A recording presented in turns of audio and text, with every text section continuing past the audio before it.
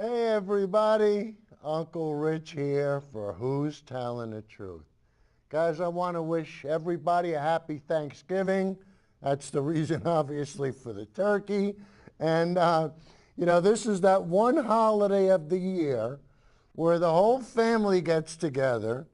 And, you always have that one uncle who knows everything and who watches Fox News.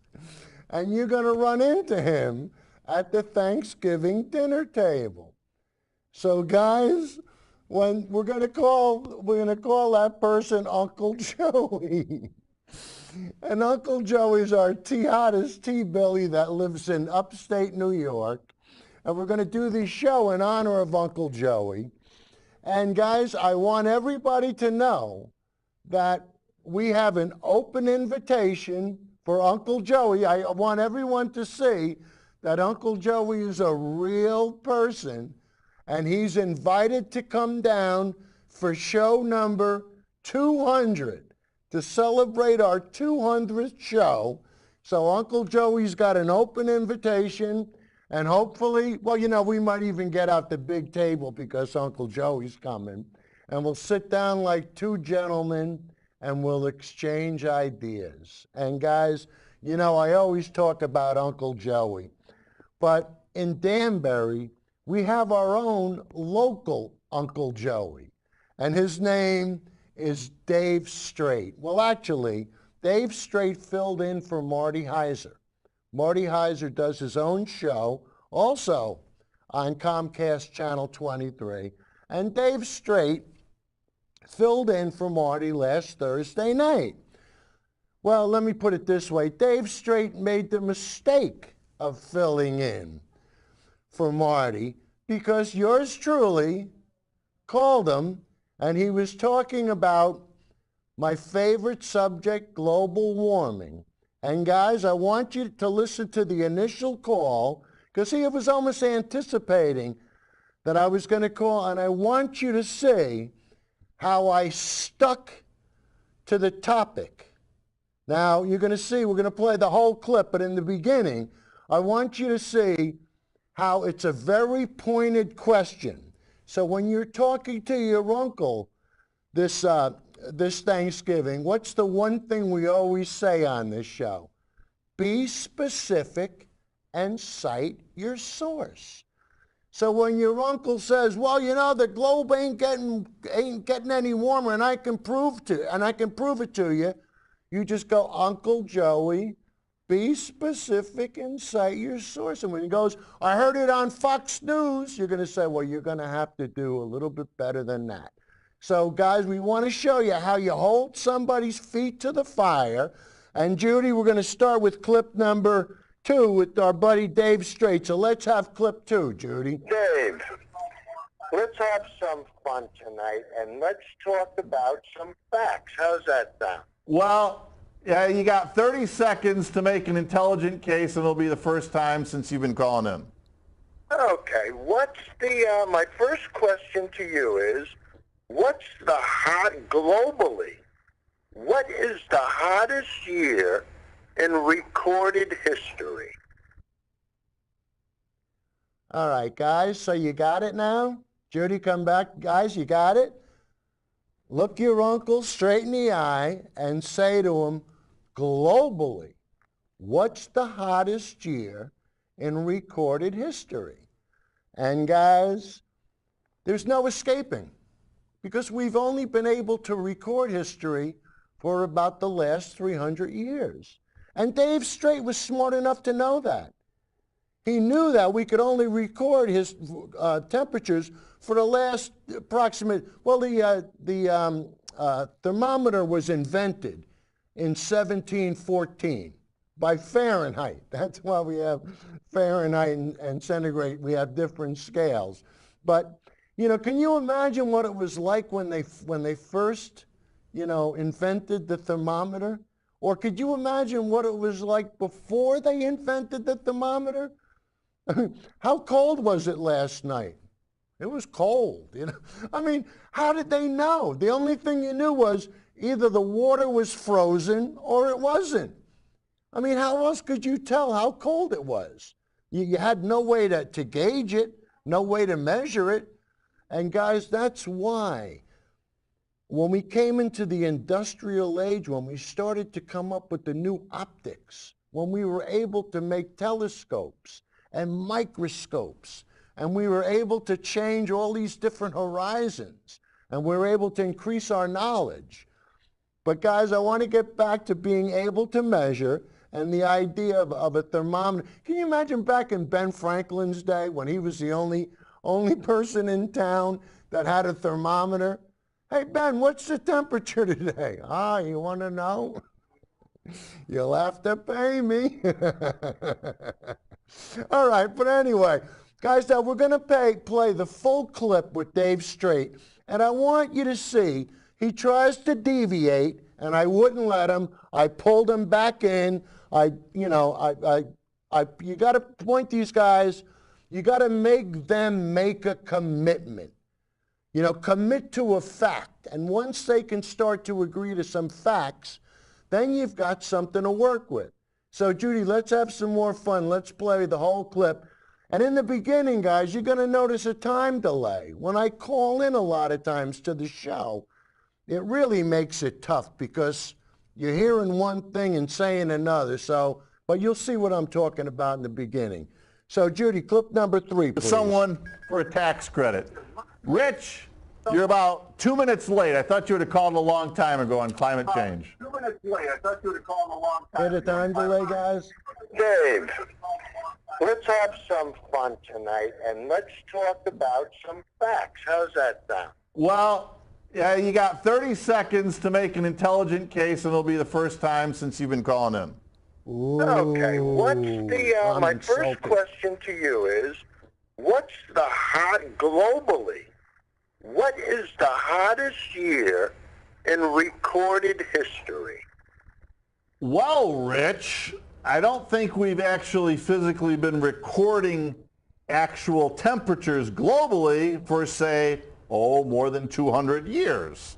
So Very good, Dave. you tell Very me good. empirically, factually, if you can cite global temperatures prior to 200 years. Go ahead. You Dave, can't. let me ask you the question again. No. You And I'm can't. going to ask you the question very slowly so that you understand it. Globally, what is the hottest year in recorded history? Now think about that for a This second. is the second time I'm and give me asking an him, answer. guys. If Well, you I don't- want, With you a can conservative, Google it it. usually So takes let's 3 find stop, out. Rich. Can you tell me how old planet Earth is? See, he's trying to deviate. How old planet Earth is? Yeah. That doesn't answer the question. What's the hottest year in recorded history, That's the Dave? third Well, I time, know you want me to guys. say this year, but it's not, so okay. Keep going. What's the hottest year in recorded history? 4 times. Oh, it was 1934. No, you're wrong. I said globally. What's the hottest year 5 in times. recorded history? Globally. Listen to the question. See? Get the Republican ideas out of your mind. Pay attention to what I'm asking you and answer the question. Rich, you got 30 One seconds to more make a time. point here. Globally. You got 30 What's the seconds. hottest year You've got in 30 seconds to recorded make a history? point, Rich. Huh? You have 30 seconds to make a point here, and I'm cutting you off. Well, I'm asking you a question. Give me an answer. You give me the That's answer. 1934. You're wrong. Dave, we live in a world where you can look up information instantaneously. 10 seconds to give me your There is no point. reason for you to be stupid. Ooh. 5 No, seconds to look give it me up. your point. Uncle Rich, that was Huh? mean. You've got 5 seconds to give me your point. My point is, you're able to look this stuff up and it's factual, and yet you ignore it. Thanks a lot, Rich. Great time. You know, so here's what's so ironic is, you know, Rich likes to perpetuate this notion of climate change and global warming. I mean, it's like listening to CNN over and over and over and over. And you sit there and say, okay, what's one of the primary sources of this information? Oh, that would be NASA. Let's see. And who's the head of NASA? Oh, they're appointed by the president. Obama appointed this guy. Do you think that guy's going to keep that job if he doesn't perpetuate this hoax of global warming? Just another way to tax us. So anyway, I spent enough time on this. Dave, the problem is you haven't spent any time on it. Because if you did, you'd know that the globe is warming. It's that simple. It's not a question anymore. It's to what degree it's warming. But you know, you go out of your way to perpetuate the idea, and you know, you got to support Trump. And this is what really bothers me. You know, because, you know, anybody with half a brain would know that, you know, all you have to do is ask the National Academy of Sciences, or, you know, you look at the Paris Accord. But, you know, you said you don't trust NASA. Dave, do you use a GPS every day? Do you know who programs the relative strength with the satellites and who gets all the GPS, how they position all that stuff? It's NASA. So you don't trust NASA to tell you the truth about climate and global warming, but yet you trust them to tell you how to drive your car. You know, and Dave, why?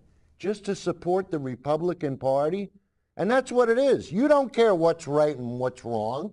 You only care what's Republican.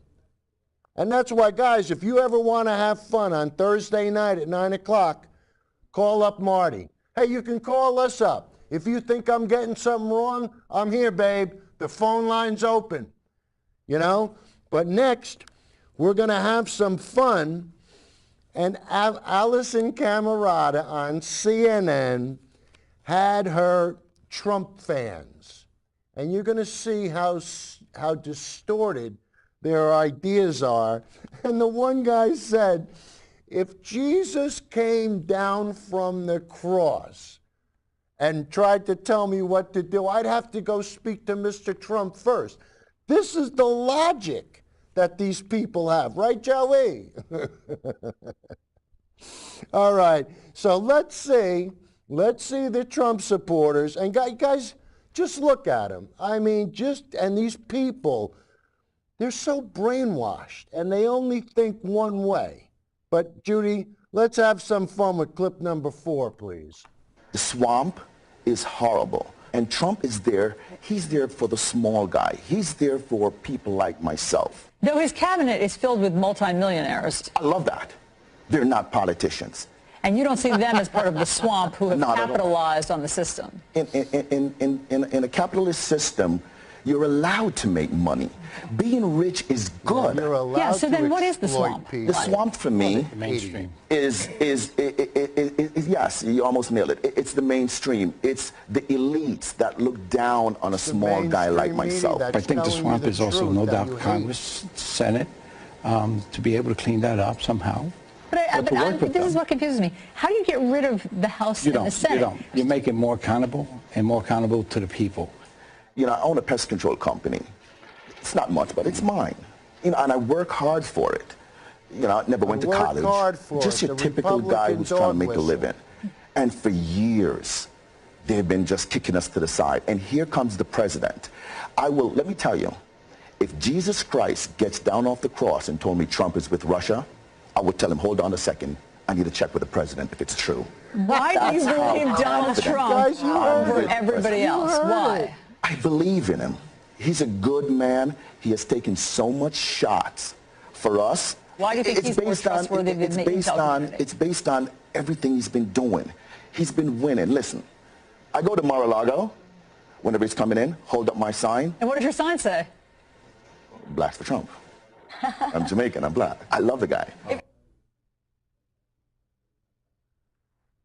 He loves the guy, almost like Trump is a god.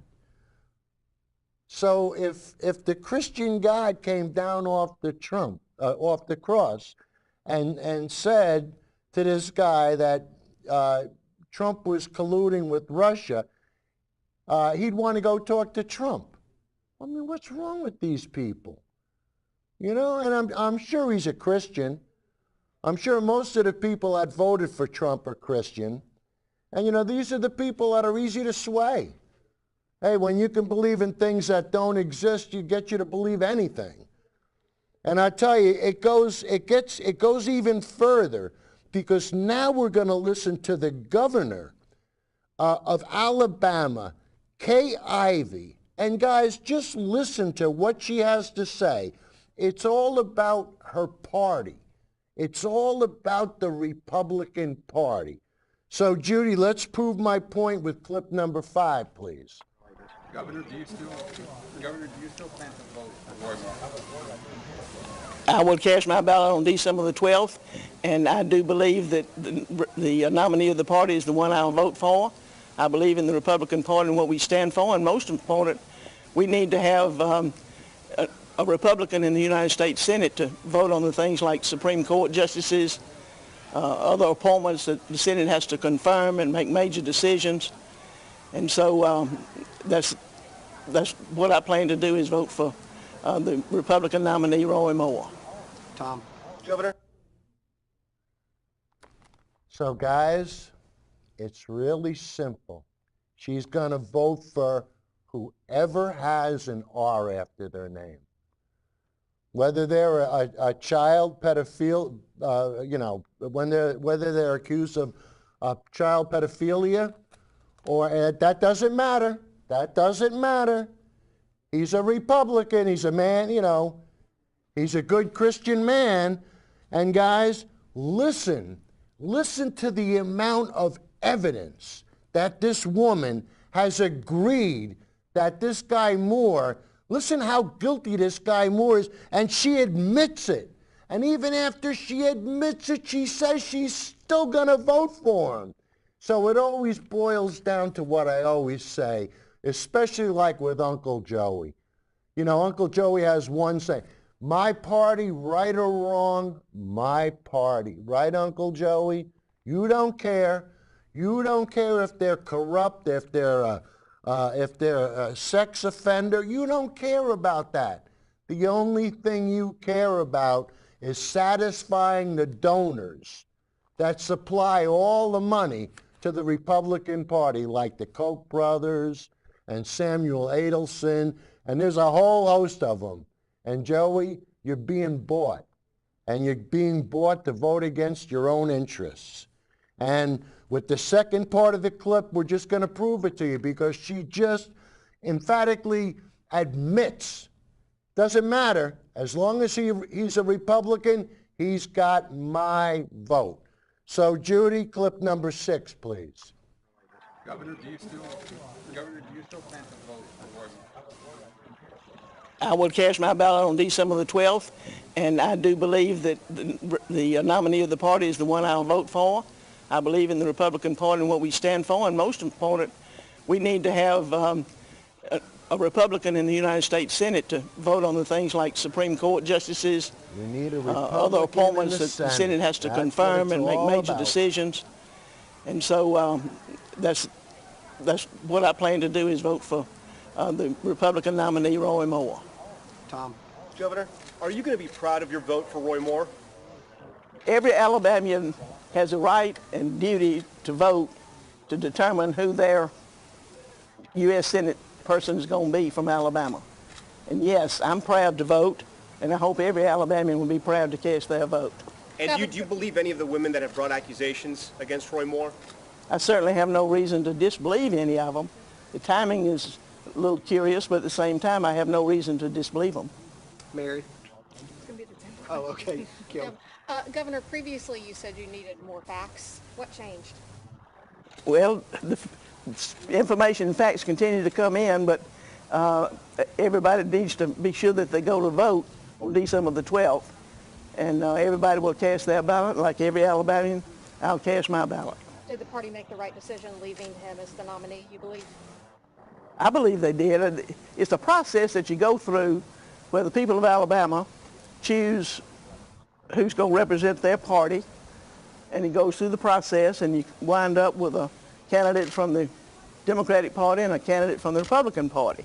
And we've been through part of that process, and now we are at the time in the process where those two who've been selected by the respective parties are voted on in the general election by the people of Alabama, and that's where we are. Governor, do you plan to delay or cancel? I'm sorry? Do you plan to delay or cancel the election? No, I changed the election once so that the people of Alabama could vote early and have their say, and also I swore to uphold the Constitution and the laws of Alabama, and there's a specific law that spells out the process. So no, there's no reason to change the date. I'm going to take 2 more questions. It's here and then Lauren. Going forward, do you think this will affect next year's state elections? Do I think what will? This will supporting Roy Moore.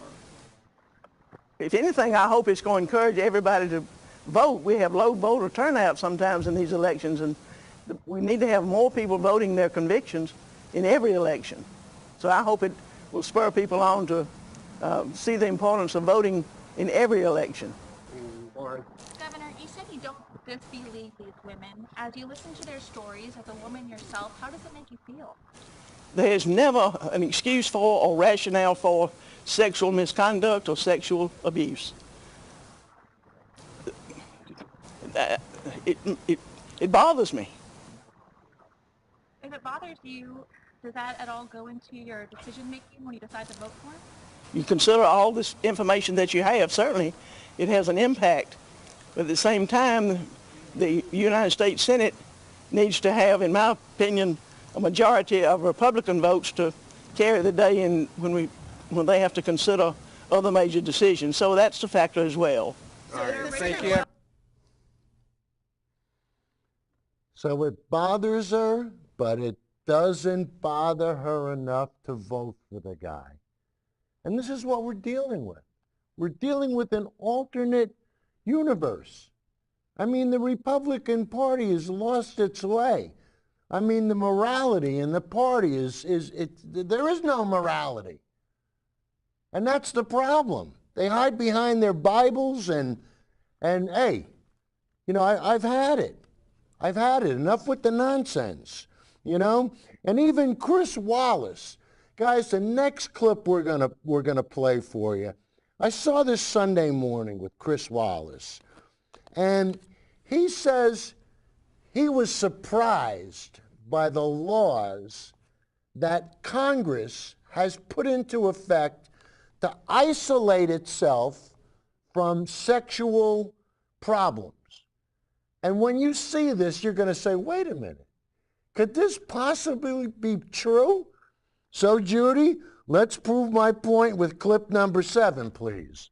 Now from Salt Lake City, Utah, Republican Congresswoman Mia Love. Congresswoman, I want your workspace because it turns out that Congress has protected itself with a much more challenging, much more cumbersome process than we see in the private sector. I want to put this up. I think people will be surprised. A victim who claims sexual harassment in Congress must wait 3 months to file a complaint. First, submit to 30 days of counseling, and another 30 days of mediation, then wait another 30 days to seek a hearing. You gotta be Congresswoman, it kidding gets me. even worse than that, because if there is a settlement, it's paid for by taxpayers, not by the individual member of Congress. Is this another case of the old boys clubbing network on Capitol Hill protecting itself? Well, as the only woman in the Utah delegation, I have a little bit of a problem with that.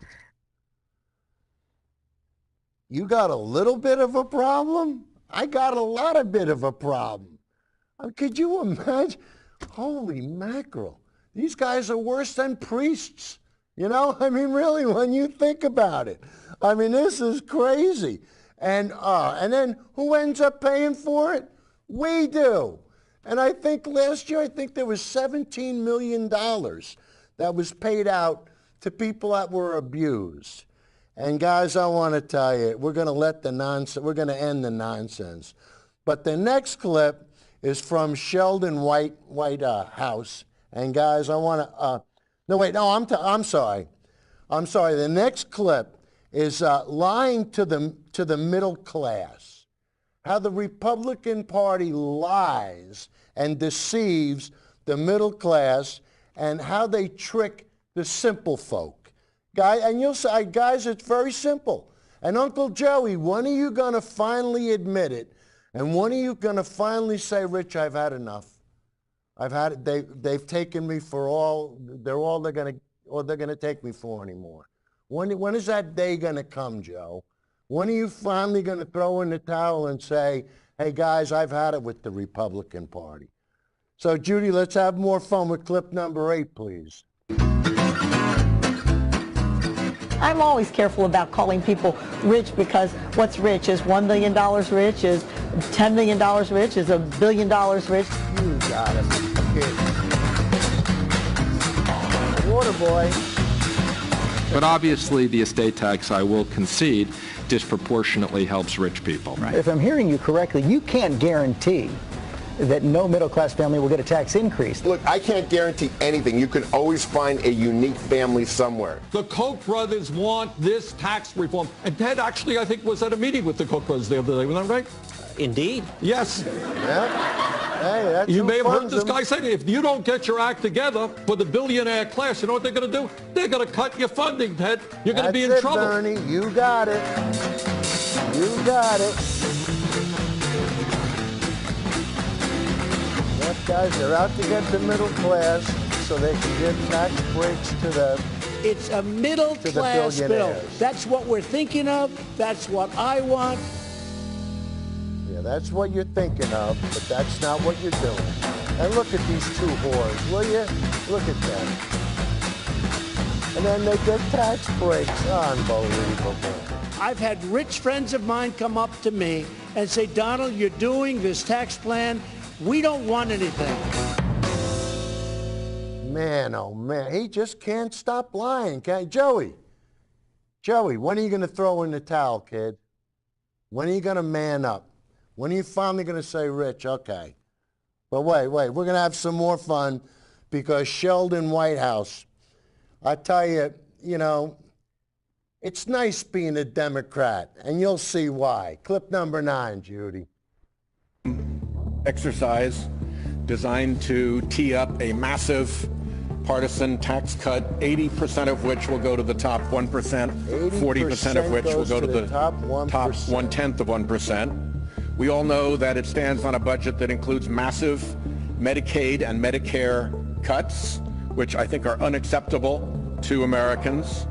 We all know that the magic deficit wand has been waved over this so that suddenly it doesn't matter that we have deficits any longer. And I think we all know that the reason for this is that the billionaires who will be the biggest beneficiary of these tax cuts have said to the Republicans, we're cutting you off if you don't do this. Very simple, guys. The only thing that we don't necessarily know is what the effect is going to be of the way they're breaking the budget rules to try to get this done. Whether it's dodging CBO or going to something they call dynamic scoring, they can't make the measurements add up. So they're going to an elastic yardstick that they can just stretch to make it work. But elastic yardsticks are phony, and dodging CBO and dodging real accountability won't help. I want to emphasize what my colleagues have all mentioned and what I think today's news on healthcare confirms. There is a bipartisan way. Try it. You might like it. Guys, it's really simple. The billionaires bought the Republican politicians and got them elected. And now it's payback time. It's that simple. And if they don't get their money's worth, hey, if a billionaire is spending $10 million to get politicians elected, and if he doesn't get $10 billion in tax breaks, he just lost $10 billion. So these guys want to get their money's worth. So if the Republican Party doesn't pull through with tax breaks, the donors are going to say, adios. I'll start donating to the Democratic Party. If I'm going to get screwed, I might as well get screwed by the other party. But guys, this is what's happening. And that's why you see such a frenzy. Because these billionaires want their money's worth. They finally got everything they want, and now they find they're fighting people like Uncle Rich, who got off his big butt, came down to his studio and said, you know what? I'm going to fight against these guys. I'm not going to deal with this. And I'll tell you, a lot of times I have a lot of fun on this show, and the next clip, we're going to show you Sherrod Brown, in the Senate meeting, give Orrin Hatch the old bada bing, and I want to tell you, he hit him so hard you could still feel the reverberations. But guys, this is what we have to do. Take no prisoners. When somebody's given the old double reverse and they're trying to give you, they're trying to trick you, no, we don't take it anymore. We stand up, we fight back, we give them the old. Judy, let's show them what the old bada bing looks like with clip number 10, please. And over again. How many times do we do this before we learn this? Listen, I just think it would be nice just tonight, before we go home, to just acknowledge, well, this tax cut really is not for the middle class, it's for the rich. And that whole thing about higher wages, well, it's a good selling point, but we know companies don't just give away higher wages. They just don't give away higher wages just because they have more money. Corporations are sitting on a lot of money now. They're sitting on a lot of profits now. I don't see wages going up. So just spare us the bank shots, spare us the sarcasm and the satire, and let's move. I'm going to spare it, but I'm going to just say to you that I come from the poor people. And I've been here working my whole stinking career for people who don't have a chance. And I really resent anybody saying that I'm just doing this for the rich. Give me a break. I think you guys overplay that all the time, and it gets old. And frankly, you ought to quit it. Mr. Chairman, the public believes it. I'm not through. Okay. I get kind of sick and tired of it. True, it's a nice political play. Well, Mr. Chairman, not true. With all due respect, I get sick and tired of the richest people Regular order, in the country Mr. Chairman. getting richer. Regular order. Regular middle. We do a tax Regular order. Middle class trade. Regular order. And over and over again. How many times do we do this before we learn this? Listen, I've honored you by allowing you to spout off here. And what you said was not right. That's all I'm saying. I come from the lower middle class originally. We didn't have anything. Right. So don't spew that stuff on me. I get a little tired of that crap. And let me just say something. If we work together, we could pull this country out of every mess it's in. That's right. And we could do a lot of the things that you're talking about, too. That's right. And I think I've got a reputation of having worked together with Democrats. Let's start with Chip. Not starting with Chip. I did it. I've done it for years. I've got more bills. Start with Chip today. I got more bills passed than everybody on this committee put together. And they've been passed for the benefit of people in this country. Now, all I can say is I like you personally very much, but I'm telling you, this bull crap that you guys throw out here really gets old after a while. To do it right at the end of this was just not right. And it takes a lot to get me worked up like this. He was correct. It's not right. Very left. Get used to it.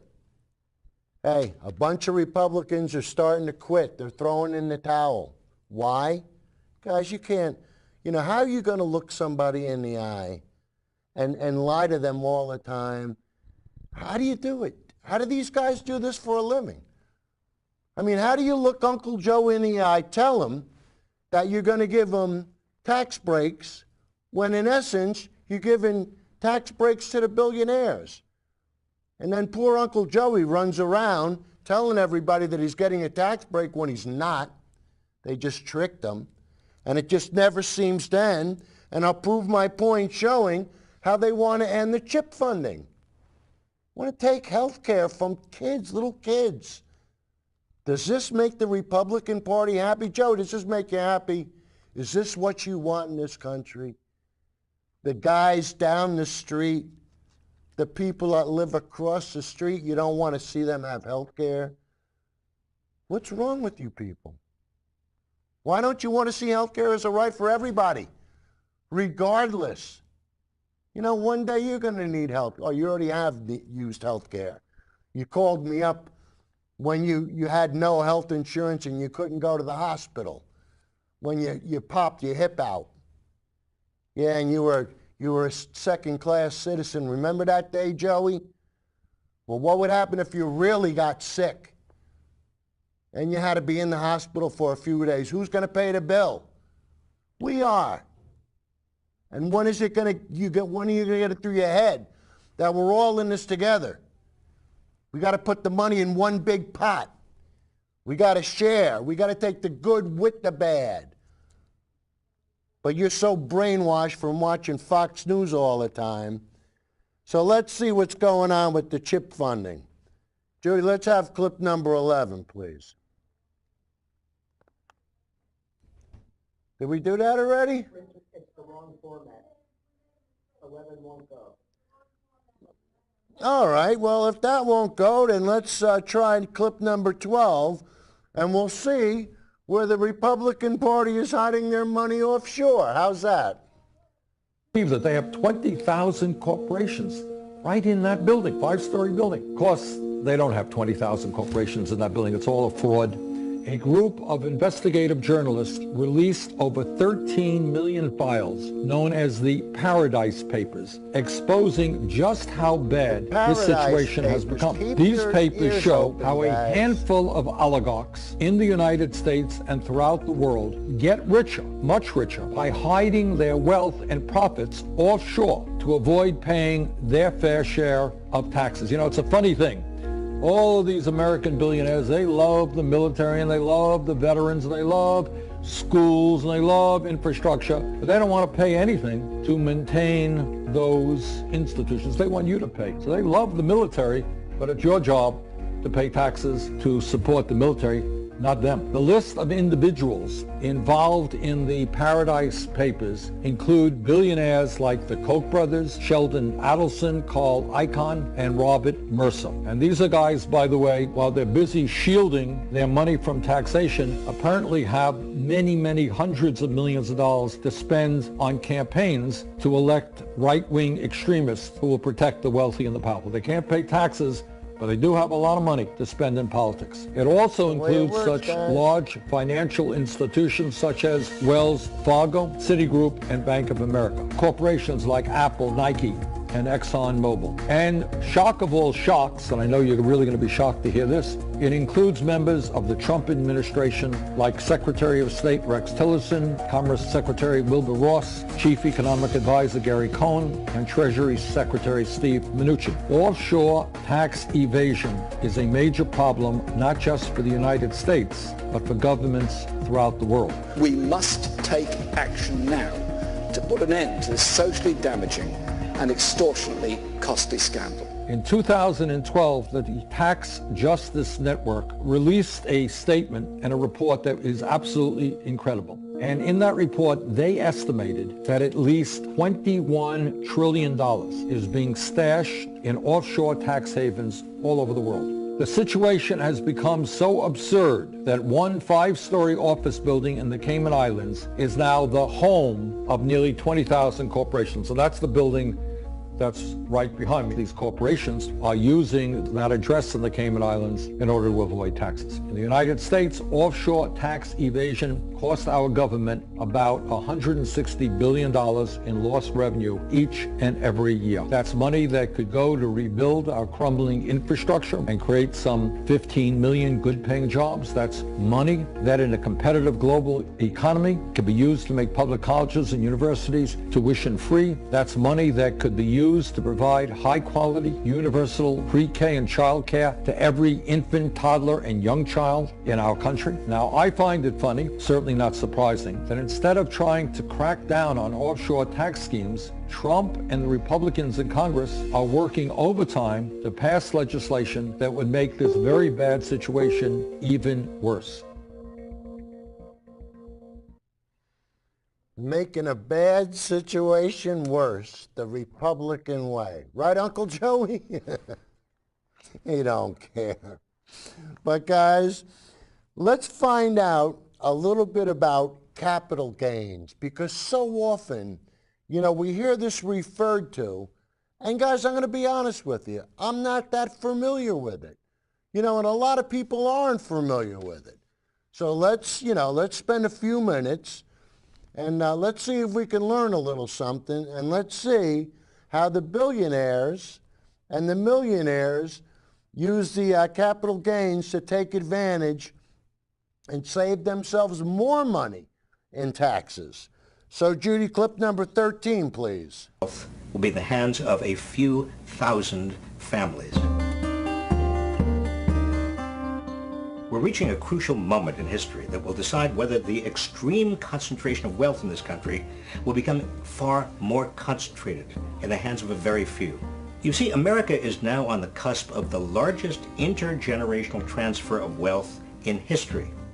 As wealthy boomers expire, an estimated $30 trillion will go to their children over the next 3 decades. Those children will be able to live off the income these assets generate and then leave the bulk of those assets, which by then will have grown far more valuable, to their own heirs, tax-free. The estate and capital gains taxes were originally designed to prevent the growth of large dynasties in the United States and to reduce inequality, but they clearly have not been working, since the richest 0.1% of Americans now owns almost as much wealth as the bottom 90%. The estate tax has shrunk in recent years and could be subject to even further shrinkage if Republicans get their way. Right now, it applies only to estates over $11 million per couple, meaning it only affects 2 out of every 1,000 people who die. What's more, wealthy families stash away dollars above this into dynastic trust funds that escape additional taxes. At its current size, it only generates about $20 billion a year, which is less than 1% of federal revenues. Donald Trump and Republican leaders are planning to cut or eliminate the estate tax. The second reason wealthy dynasties are growing is the capital gains loophole. You see, when valuable stocks, bonds, mansions, and works of art are sold, the transaction is subject to a capital gains tax. But if the wealthy hold on to these assets until they die, they can pass them on to their heirs without anyone having to pay any of these capital gains taxes. According to the Congressional Budget Office, this loophole saves heirs $50 billion a year. After a few generations of this, almost all of the nation's wealth will be in the hands of a few thousand families. Dynastic wealth runs counter to the ideal of America as a meritocracy. It makes a mockery of the notions that people earn what they're worth in the market, and that economic gains should go to those who deserve them. And it puts economic power into the hands of a relatively small number of people who have never worked, but whose investment decisions will have a significant effect on the nation's future. Worst of all, it creates a self-perpetuating aristocracy that is antithetical to democracy. Taxing big wealth is necessary if we're ever to get our democracy back and make our economy work for everyone rather than a privileged few. We must increase, not decrease or eliminate the estate tax, and we must close the capital gains loophole. Imagine that, an economy that worked for everybody instead of a select few. And that's what it's come down to. And you know, these guys have gone out and they've bought the government. They've paid enough money to get these guys elected. And once they get them elected, guess what? They got to do their bidding. It's that simple. You know, but there are some governors that say, no. You're not going to get away with that stuff in my state. So let's see what Cuomo has to say about tax cuts. And Uncle Joey lives in New York State. So, and hey, guys, I want to tell you, they got the new Tappan Zee Bridge built. Oh, man, it's dynamite. And then they had another bridge built, the Kosciuszko Bridge, and they're doing LaGuardia Airport. New York is kicking butt. You know, and I tell you, they're really starting to make things happen. And it's probably because of Cuomo. So, Judy, let's have clip number 15, please. Federal scam that they are running, okay? First of all, they call it a tax cut for the middle class. That's baloney. Yeah, they can call it whatever they want. It is a corporate tax cut for the rich corporations on the hypothetical theory that the corporations now will make more money and they will pay more wages to the workers. My theory is the corporations put it in their pocket. Or they do dividends, and they give nothing to the workers. This bill is poison for New York. For any New York representative to vote for this bill that they know is targeted at New York, violates their oath. It violates their oath to humanity. It's that simple. So, you know, Joe, you going to start to get on board, kid? You know? But, you know, things are really starting to get rough over at Fox News. And I'm telling you, people are starting to jump ship. And Shepard Smith, there are sometimes I watch Shepard Smith, and I really wonder. I mean, but you're going to see some of the stuff that he puts up there, and I'm surprised that he's still got a job at Fox News.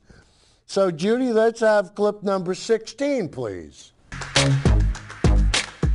Some of the lies that show up on the internet are dangerous. It's our job to set the record straight. The list of falsehoods from the president is growing. He keeps repeating ridiculous throwaway lines that are not true at all and sort of avoiding this issue of Russia as if we're some kind of fools for asking the question. Really? Every American should at least, no matter what your politics, please at least be interested in the fact that the Russians are trying to hijack our democracy. It's too much lying and too much Russia and too much smoke. The accusation is predicated on the charge that Secretary Clinton approved the sale. She did not. He blamed Hillary Clinton for creating the birther conspiracy theory. She did not. Judge Andrew Napolitano commented on the morning show Fox and Friends that he has sources who say British intelligence was involved in surveillance at Trump Tower. Fox News knows of no evidence of any kind. Where are the parents? Well, you know, I've not been on the phone with them. But if we want to sit here and indict the civil rights community and indict the parents, because we don't know whose fault it is. They're able to say, oh, they're attacking the national anthem, they're attacking the troops, they're attacking the flag. None of which they're doing. How much longer do you think that being anti-gay rights is going to be something that's a conservative principle? Again, these are the facts. We do not have an outbreak of Ebola in the United States. BP had more safety violations than all of the other oil companies in the country combined times 10. And then they stand in front of us, call us litigious, and act as if we've done something bad, that horrible man. And now you're going to turn around and blame the government? Congress, you cannot have it both ways. You cannot first say, we're not going to make you limit the bonuses, and now say, limit the bonuses. The Republicans have been screaming about deficits for 8 years are suddenly trying to add this massive amount to the deficit. It's comical. I'm an American, and I don't want my government torturing on my behalf. I don't give a rat's ass if it helps. I agree. We are America. Torture. One of the most frustrating things about this Bush administration is that every time a reporter asked a question they didn't like, they called them a reporter a fool. And that you call us fake news and put us down like children for asking these questions on behalf of the American people is inconsequential. Don't use anonymous sources except for the ones we send out to you anonymously. Those anonymous ones are awesome. I ain't in the tank for nobody, all right? Just get off. I'm in the tank for the one who's going to answer the questions. You're in it for the ones that ask the questions, and that's why we surround ourselves with the question marks. You know, just keep asking the questions. And what are you going to do to Uncle Joey when he sits down at the table for Thanksgiving? You're going to ask him very specific questions and you want to stick to science, because science is the one thing that we can prove. Thermometers don't lie, satellites tell the truth. It's really simple. But, you know, we're going to have Brian Steller from CNN, and he's going to take freedom of the press and telling the truth just one step further. So, Judy, clip 17, please. All this talk about freedom of the press can seem abstract. It can seem vague. What does it really mean? It means you have the information to make up your own mind, and you have the ability to speak out. See, I think a lot of the chatter about the importance of a free press kind of misses the point. Press freedom protects journalists, yes, but it's about a lot more than that. Press freedom is really your freedom. Here's what I mean. We all know the First Amendment. It's about every citizen's right to free expression, not just my right, or the cameraman's right, or the right of the person editing this video, but all of ours. If you share links on Facebook, or tweet on Twitter, or chat on Snapchat, you are a part of the media. If your view of President Trump has soured or improved over the past year, you've benefited from constant press access and scrutiny of the White House. And if you think all journalists are corrupt, then by all means, pick up a pen. Well, actually pick up a keyboard or a phone and start reporting. Not just opining, but reporting. That ability is what press freedom enables. Of course, this same freedom also enables lies and misinformation to spread all across the country and all around the world. I'm talking about fake news. No, not President Trump's kind, but truly fake news. I mean stories that are made up, designed to deceive you. Here's a classic example from the campaign. This story claimed that the Pope had endorsed Donald Trump for president. No. This more recent example is a real picture from the Seattle Seahawks locker room that was then photoshopped to show a flag being burned. Oh, brother. Now you might say, hey, come on, Can you that's believe obviously fake. But some people shared it, wanting to believe it. This is a media literacy problem. Because with our rights to free expression come responsibilities. Just as we have a responsibility not to shout fire in a crowded theater, we all have a responsibility to share carefully, to be part of the solution, not part of the problem. So triple check before you pass along some sensational, too good to be true story. Is the source legit? Is it reliable? Are the facts verifiable? Those are the questions. Now, newsrooms and media companies, they have responsibilities too. First, to own up to our own mistakes. Second, to gain and regain your trust. And third, to seek out what Carl Bernstein likes to call the best obtainable version of the truth. Now, these days, there are a lot of doubts about whether the Trump administration really respects the freedom of the press. It's frankly disgusting the way the press is able to write whatever they want to write. But so far, most of the threats, most of the words have not been matched by actions. And that's a relief. But whether we're talking about this year or 10 or 20 years from now, don't let government devalue and delegitimize journalism.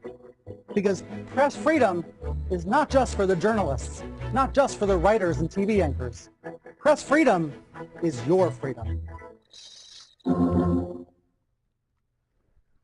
You know, guys, recently I came upon a product called Kratom. And I did 2 shows on it, and it seemed too good to be true. And the reason why I want to end the show up with it, I want to give a negative piece from CBS. And I want to show the negative piece because I was really going to go after CBS on this piece. But what I think I'm going to do is I'm going to let it simmer a little bit. Because the mistake that they made was a basic journalism mistake. So I'm really not going to, I'm not going to fault them too bad because the thing is, the facts and the data on Kratom are really, nothing's in yet. But they made a rookie mistake, which they shouldn't have made. But we're going to play the whole clip for CNN, and then we're going to show you a clip of where a veteran benefits from Kratom. So guys, we just want to pass this on, so maybe at the Thanksgiving table, if you know somebody that's got an opioid issue, that might be on methadone, on heroin, this could be a product that could help them. Nothing's promised, and I want to show you the worst so that you can look for the good by yourself. So Judy, let's have clip number 18, please. There are rising concerns today surrounding an herbal supplement promoted as a natural alternative to opioid painkillers. The FDA warns that Kratom can be addictive is how you say that word, and life-threatening too. Kratom is a plant some people use to treat pain, anxiety, and depression. The FDA issued a public health advisory earlier this week warning people about its possible dangers. The agency says that Kratom has similar risks to opioids and suggested its use could expand the opioid epidemic. Anna Warner is here with this growing debate. over the supplement Kratom. Anna, good morning. Good morning. The FDA says there are deadly risks associated with Kratom and the use of products that contain it. A Florida mother who is a registered nurse says she had never heard of Kratom until it was too late to save her son. My son was my life. He was my pal. Florida nurse Linda Mottner says her only child, Ian, was a happy, well-liked high schooler who got good grades. But that was before he discovered Kratom.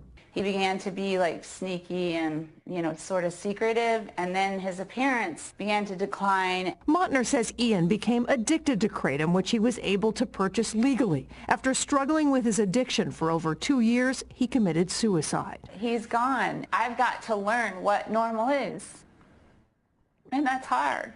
Kratom grows naturally in Southeast Asia and is usually sold as a capsule or powder.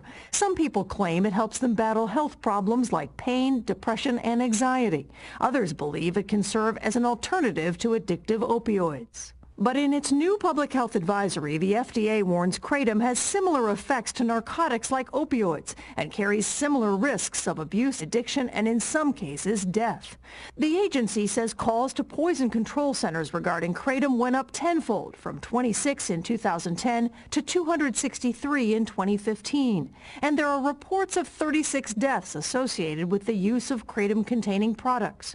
But some researchers believe it can be beneficial, like University of Florida medicinal chemistry professor Christopher McCurdy. We thought this had some potential to investigate as a drug to treat opioid addiction. There's definite therapeutic potential. The FDA encourages proper research, but says so far no marketer has sought to properly develop a drug, and there are currently no FDA-approved therapeutic uses of Kratom. Linda Mottner says she feels encouraged that the FDA is finally stepping up. I loved my child more than anything. My job now is to create awareness, and I've done that. 5 states have already banned Kratom, and the FDA says it wants to keep the drug out of the U.S. entirely, but a group of more than 3 million Kratom users is calling on the FDA to rescind the warning, claiming the science behind it is weak. And some researchers do say that the active ingredients within Kratom might be used to develop a drug that could help people someday or eventually. Well, good on the mother to be speaking out right now and issuing that warning. A lot of parents don't know. Sorry for her loss. Anna, thank you. All right, guys. On the next show, I'm going to do a little bit more on that piece because you're going to find out that the nurse's son, he had some issues, and he was on some other drugs that they didn't mention, but we will. But guys, Judy, I'm going to pull a little bit of a switch here. Guys, Judy, I want to play clip number 20, and the reason why is, well, you said there's a minute left, right? No, we're done. We're done? Okay. Guys, we'll see you next week. I didn't realize we were this close. Take care. Happy Thanksgiving, everybody.